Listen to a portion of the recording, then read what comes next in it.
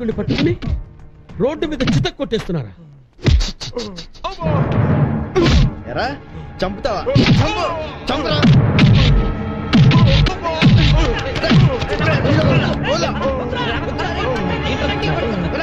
No! Stop! Stop! Stop, I say! What hell is going on here? ఒక పెద్ద మనిషిని పట్టుకుని నడి రోడ్డు మీద నిర్దాక్షిణ్యంగా చితక్ కొడుతుంటే అలా కళ్ళప్పగించి చూస్తూ నిల్చుంటారా? అరే అయ్యో, అసెంబ్లీలో సీఎం మాట్లాడుతుంటే అపోజిషన్ వాళ్ళు చెవులు రిక్కించుకుని విన్నట్టు మీరంతా చూస్తూ నిల్చుంటారా? You have social conscience? You have civic sense? Come here, you sad fellow. You know, this is India. This is democratic country. It is not diplomatic country. This country born with lot of customs and relationships. You should know how to help others. You should know. ఒక హిందువుని కొడితే 100 మంది హిందువులు వస్తున్నారు. ఒక ముస్లింని కొడితే 100 మంది Muslims వస్తున్నారు. ఒక కమ్మని కొడితే 100 మంది కమ్మలు వస్తున్నారు. ఒక కాపుని కొడితే 100 మంది కాపులు వస్తున్నారు. బట్ ఒక్క మనిషిని నిర్దాక్షిణ్యంగా రోడ్డు మీద కొడుతుంటే ఒక్కడు కూడా ముందుకు రావటం లేదురా. వై? ఎందుకు?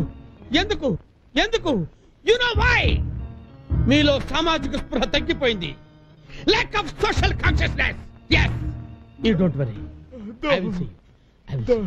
Relax. ఓహో, పొట్ట మీద కూర్చున్నారా? You want water? ఇదిగోండి సార్. రా. Don't worry. You don't worry. తగ్గిపోతుంది.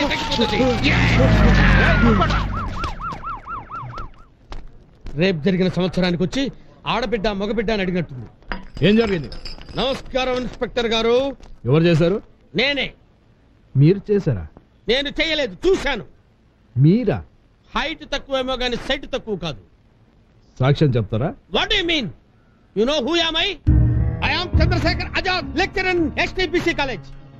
ఎప్పుడైనా ఎక్కడైనా ఏ స్టేట్ అయినా ఏ క్షణమైనా సరే, పగలైనా రాత్రైనా సాక్ష్యం చెప్పి తీరుతాను. భారతీయుడు కాదు నా కర్తవ్యం.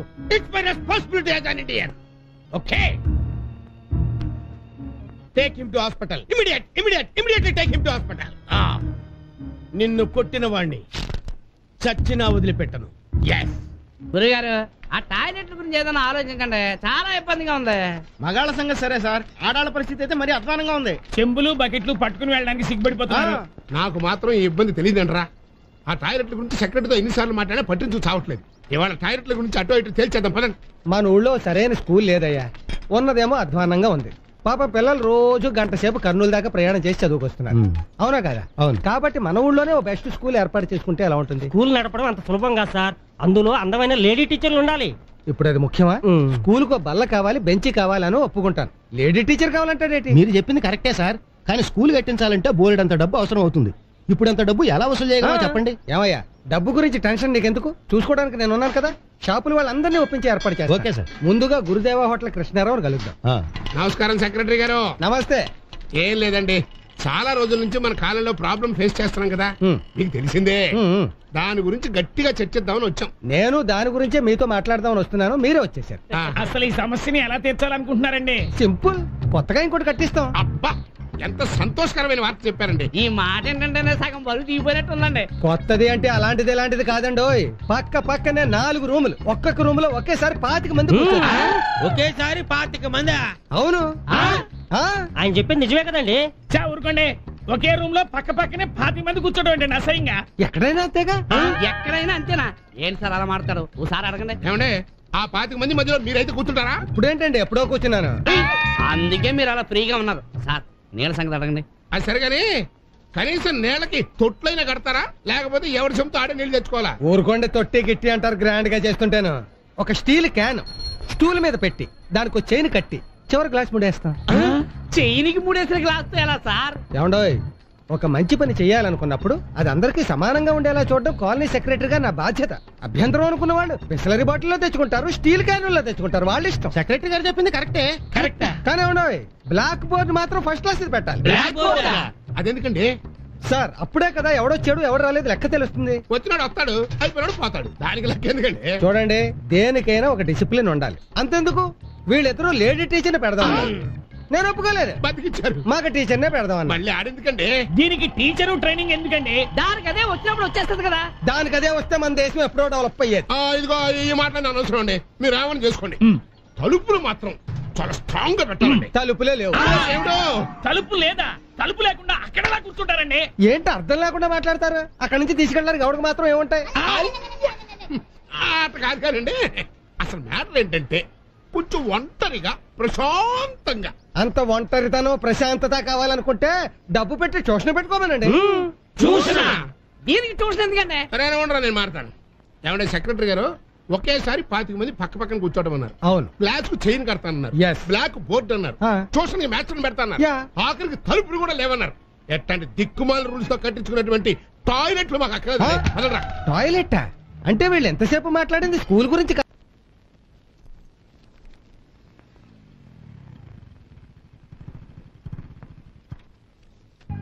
నువ్వేం భయపడు, నేనున్నాను కదా. మా వాళ్ళు నేనేమనరు. కూల్. చీరలో ఎంత ముద్దు వస్తున్నావు. పద్మా పద్మా, చిచి, ఈ వయసులో మనకి డ్యూయెట్లు ఏంటండి? మనకి డ్యూయెట్లు కాదు, మన అబ్బాయికి ఉట్టి డిష్యూన్ తెలుసు అనుకున్నాం కదా. వాడికి డ్యూయెట్లు పట్ట కూడా తెలుసా నిరూపిస్తున్నాడు. డ్యూయెట్లు ఏంటండి? మా వాళ్ళు నేనేమనరు, నేనున్నాను కదా. 10 నిమిషాలు కనిపించి వెళ్ళిపోదాం.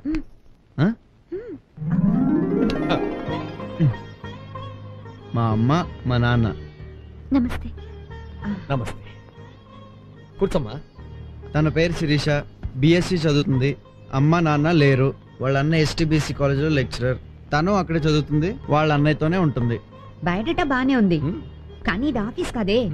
ఏ ఉద్యోగం ఇద్దాం అబ్బా? కోడల పోస్ట్ ఖాళీగానే ఉందిగా, అది ఇవ్వండి. ఇవ్వకపోయినా నా పెళ్ళం అవుతుంది. శిరీష్ నేను ప్రేమించాను, పెళ్లి చేసుకుందాం అనుకుంటున్నాను, అంతే. చూడమ్మా, మనం వేలికి పెట్టుకునే ఉంగరంలో ఏ రాయి అయితే మంచిదని 10 మందిని అడిగి మరీ పెట్టుకుంటామే. మరి నువ్వు ఎవరిని అడిగి మా వాడిని ఇష్టపడ్డావమ్మా? బట్టలో బంగారం అయితే ఏ షాప్ లో కొనుక్కోవచ్చు అని అడగాలి, కానీ బంగారం లాంటి మనిషి దొరికినప్పుడు పక్క వాళ్ళని సలహా అడగకూడదు అంకుల్. మనకి దక్కనీయకుండా వాళ్ళు తన్నుకుపోతారు. మరి మా అబ్బాయి బంగారం అని ఎలా కనిపెట్టావమ్మా? క్యాలెండర్ లో 7 కొండల వాడిని చూశాక ఆపద మొక్కుల వాడని ఎవరూ చెప్పక్కర్లేదా ఆంటీ? వీడు దేవుడు కాదు కాబట్టి మా వాడి గురించి చెప్పాల్సిన బాధ్యత మాకుందమ్మా. మా వాడి సిగరెట్ తాగడు, మందు తాగడు, ఏ చెడ్డ అలవాటు లేదు. చూడటానికి అందంగానే ఉంటాడు, చాలా తెలివైన వాడు కూడా.